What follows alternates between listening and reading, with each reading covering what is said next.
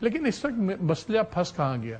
ایران کو خطرہ یہ ہے، وہ کہتے ہیں 2 دفعہ ہمارے ساتھ انہوں نے نیگوسیشنز شروع کی، پہلے بھی حملہ کیا، اب بھی حملہ کیا، اب لیکن پھیل گئی ہے جنگ۔ اب وہ دیکھتے ہیں کہ جی یہ 5,000 بندہ اور لا رہے ہیں، 50,000 بندہ پہلے ہی ان کا اس ریجن کے اندر ہے، اب یہ اسپیشل فورسز، ایمفیبین یونٹس، اور وہ بھی ساتھ ڈونلڈ ٹرمپ بھی کہتا ہے کبھی میں خرق آئلینڈ قابو کر لوں گا، کبھی میں ان کے تیل قابو کر لوں گا، کبھی کہتا ہے میں تباہ کر دوں گا۔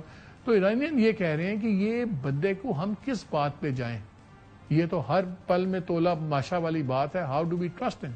But having said at the same time, while Trump was threatening, 1 مہینے کے بعد ہوتیز بھی وار میں انٹر ہو گئے، یمن کے جو ہوتی ہیں 1 مہینہ وہ بالکل جنگ میں داخل نہیں ہوئے، 1 مہینے کے بعد وہ جنگ میں داخل ہو گئے، انہوں نے میزائل داغنے شروع کر دیے اسرائیل کے اوپر۔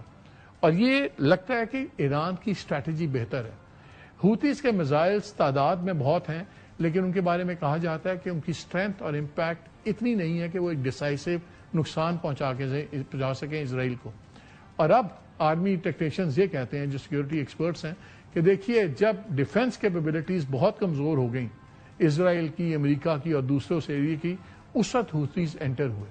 اور اگر ہوتیز انٹر ہوتے ہیں تو جو باب المندب کا جو وہ راستہ ہے ریڈ سی کا، جو پہلے بھی بند ہوا تھا اور اینڈ میں ڈونلڈ ٹرمپ کو صلح کرنی پڑی تھی ان سے کہ اچھا آپ ٹریفک گزرنے دیں، سی ٹریفک، بیکاز وہاں سے دنیا کی ٹریڈ کا بہت بڑا حصہ گزرتا ہے۔ اب اسٹریٹ آف ہرمز ان سے کھل نہیں سکی، اور اگر باب المندب میں بھی ہو گیا تو آپ یقین مانیں پوری دنیا کی معیشت الٹی سیدھی ہو جائے گی، اور یہ بھی ٹرمپ کی پریشانی ہے۔ لیکن ٹرمپ کی جو لفاظی جنگ ہے وہ دن بدن تیز ہو رہی ہے، اور ایکسپرٹس کا خیال یہ ہے کہ he is looking for a way out, اس کو کوئی بہانہ چاہیے نکلنے کا، لیکن پتہ نہیں کون سا اسرائیلی پریشر ہے، کیا وجہ ہے کہ نکل نہیں پا رہا، because Trump after all politician تو ہے، وہ سمجھتا ہے کیا چیز اس کے حق میں ہے، کیا چیز اس کے نقص میں۔ سو ایز وی اسپیک ہو کیا رہا ہے؟ تباہی ہو رہی ہے تہران میں، ایران کے اندر انہوں نے کوئی 1 لاکھ کے قریب بلڈنگز، سول بلڈنگز تباہ کر دی، 2,000 سے زیادہ لوگ شہید ہو گئے، 700 سے زیادہ سکولز تباہ کر دی، 250-300 ہاسپٹلز اور میڈیکل فیسلٹیز تباہ کر دی ہیں۔ انہوں نے ایڈ ورکرز کو ٹارگٹ کیا ہے، وہاں پہ جو ہلال احمر کے لوگ ہیں، ریڈ کراس جس کو آپ کہتے ہیں، ان کے لوگ شہید کر دیے ہیں، بچے شہید کر دیے ہیں۔ اسرائیل اس پالیسی پہ جا رہا ہے جو اس نے غزہ میں کی تھی کہ جی میں تو سویلینز کو ہٹا دیتا ہوں سائٹ پہ بچانے کے لیے، نہیں، یہ کمپلیٹ اسکاچ پالیسی پہ جا رہا ہے کہ ایک علاقے کو اس قابل ہی نہ چھوڑو کہ اس میں لوگ دوبارہ زندہ رہیں، وہ اس پالیسی پہ چل رہا ہے۔ ٹرمپ اسرائیل کے پیچھے لگ کے یہاں تک آ گیا، اب اس کو نکلنے کی چیز چاہیے۔ ایرانینز کو سمجھ آ گئی ہے کہ اب ٹرمپ کو ہماری شرط پہ نکلنا پڑے گا، اور شاید بہت سے لوگ حیران ہوں، ایران واقعی چاہتا ہے کہ ڈونلڈ ٹرمپ زمین پہ آ کے اپنے فوجی گھسائے، چاہے وہ خرق آئلینڈ میں ہوں چاہے کوئی اور ہوں، بیکاز جب آپ ایرانین ایکسپرٹس کو سنتے ہیں، ان کے لیڈران کی باتیں سنتے ہیں، تو ایک چیز سمجھ آتی ہے، وہ کہتے ہیں ہمیں پتا تھا آسمان کی جنگ کا ہم ان سے مقابلہ نہیں کر سکتے، یہ اوپر سے بم آ کے تباہی پھیریں گے، لیکن جب زمین پہ آئیں گے تو تب ہم برابری پہ آئیں گے۔ اور اگر ہمارے 400 بھی شہید ہوتے ہیں اور ان کا ہم نے ایک بھی مار دیا، اور 5 دن کی جنگ کے بعد اگر ہمارے 4,000 بھی شہید ہوئے اور ان کے صرف 40 بندے مر گئے، تو ان کو لگ پتا جائے گا پیچھے اپنے امریکہ کے اندر سب کچھ۔ اور یہ امریکہ میں بھی اس پہ بہت زیادہ چیز بن رہی ہے۔ ہم ایک بڑے خطرناک فیز میں جا رہے ہیں جہاں ٹرمپ ڈیسپریٹ کچھ بھی کر سکتا ہے، ایک بہت بڑی بیوقوفی کر سکتا ہے، اور اگر وہ زمینی جنگ میں آیا اس کے لیے نکلنا بہت مشکل ہوگا۔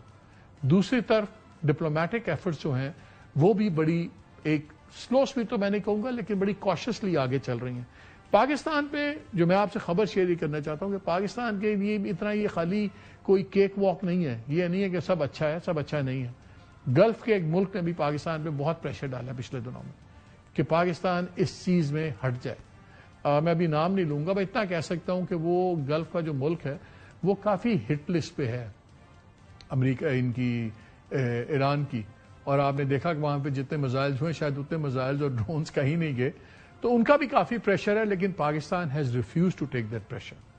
اس لیے کل کی جو میٹنگ ہے یہ بہت امپورٹنٹ ہے، یہ شاید اس کا پری کرسر تھا جو کل کی جو میٹنگ اسلام آباد میں ہوئی، یہ اس کا پہلے پلیٹ فارم بنا جس میں کافی بڑے فیصلے ہوئے۔ ہم نے اسی پروگرام میں آپ کو شیئر کیا تھا کہ جب 12 مارچ کی میٹنگ ہوئی تھی سعودی عربیہ میں، جس میں پرائم منسٹر گئے ہوئے تھے اور فیلڈ مارشل گئے ہوئے تھے، اس میں گرین لائٹ دی تھی سعودی عربیہ نے پاکستان کو کہ ٹھیک ہے آپ لیڈ کریں, یو ہیو آر کانفیڈنس. کل جو میٹنگ ختم ہوئی یہ کانفرنس کے تمام تینوں منسٹرز کی, فارن منسٹرز کی, اس میں اس بات کا دوبارہ اعادہ کیا گیا. اور اب چیز بڑی کلیئر ہے کہ اب چائنا ایک سینٹرل رول ادا کرے گا. چائنا ایک سینٹرل رول ادا کرے گا. اس لیے میرا خیال ہے کہ جو ابھی تک جتنے آپ نے کانٹیکٹس دیکھے ہیں, جتنے آپ نے بیانات سنے ہیں, یہ کل کی میٹنگ ایک بہت کرٹیکل فیز ہے. صرف پاکستان چائنا کے تعلقات کا اس میں سین نہیں ہے, اس میں سارا اس ریجن کی پیس کا تعلق ہے. یہ ہے اصل چیز. اب اس میں خطرات کیا ہیں؟ خطرات یہ ہیں کہ, اور یہ میٹنگ بیجنگ میں ہو بھی اسی لیے رہی ہے, جیسے میں نے آپ کو شروع میں بتایا تھا کہ یہ ٹیلی فونز پہ بھی ہو سکتی تھی, یہ ویڈیو کالز بھی ہو سکتی تھی, کانفرنس کالز بھی ہو سکتی تھی. یہ اس میں سیکریسی کا بڑا ایشو ہے. ان کو پتا ہے کہ اسرائیل, امریکہ, خاص طور پہ اسرائیل, یہ مانیٹرنگ کرتا ہے, intelligence, voice tapping, phone line tapping, اور ان پر ٹیکنالوجی اتنی آگے ہے کہ یہ انفارمیشن اس کو نہیں جانی چاہیے. اس لیے فزیکل میٹنگز ہوئی ہیں. وہ تینوں فارن منسٹرز بھی اسلام آباد اس لیے آئے ہیں کہ بات ان پرسن ہو, بات نکلے نہ. ہم بھی چائنا اسی لیے جا رہے ہیں کہ بات ان پرسن ہو اور جو فیصلے ہوں وہ نکلے نہ. بیکاز ایک ہی گن پڑ سکتا ہے, وہ ہے اسرائیل. اسرائیل نے آج گن مارا جب انہوں نے ایک الیکٹرک پلانٹ کو ہٹ کیا, ڈیسلینیشن پلانٹ کے قریب ان کی ہٹنگ ہوئی. اسرائیل کسی بھی قیمت پہ نہیں چاہے گا یہ مذاکرات آگے جائیں. اب یہ مذاکرات کامیاب ہوں گے Israel, despite Israel, not because of Israel but despite Israel. اور اب اگر چائنا آتا ہے اس کے اندر, then this meeting becomes very important. خالی جنگ تو ہو سکتا ہے 15 مئی سے پہلے بند ہو جائے اور چیزیں کچھ نہ کچھ ارینجمنٹ ہو جائے, لیکن جو پوسٹ وار سینیریو ہے وہ بھی یہ 15 مئی کی میٹنگ بڑی امپورٹنٹ ہوگی بیجنگ کے اندر. اور یہ جو بات کرتا ہے امریکہ کے جی انٹرنیشنل جو کنونشنز ہیں, لاز ہیں, کہ جی یہ جو پیسج ہوگا پانی کا یہ کامن پیسج ہے, یہ تمام ملکوں کی ملکیت ہے, یہ بھی غلط بات ہے.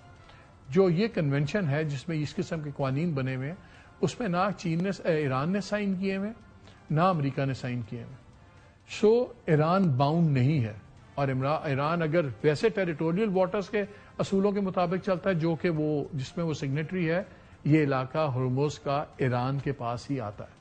اور جو وہ دوسری لاجک امریکن کرتا ہے, امریکن تو آپ کو پتا ہے پھر ہر چیز پہ رنگ بازی کرتے ہیں نا. وہ جب ان کو سوٹ کرتا ہے تو وہ کہتے ہیں انٹرنیشنل لا کے مطابق ایران نہیں کر رہا. تو جب یو این کہتا ہے کہ آپ نے کرمنل وار کی ہے, یہ انلیگل وار ہے ایران پہ, اس کی بات نہیں سنتے.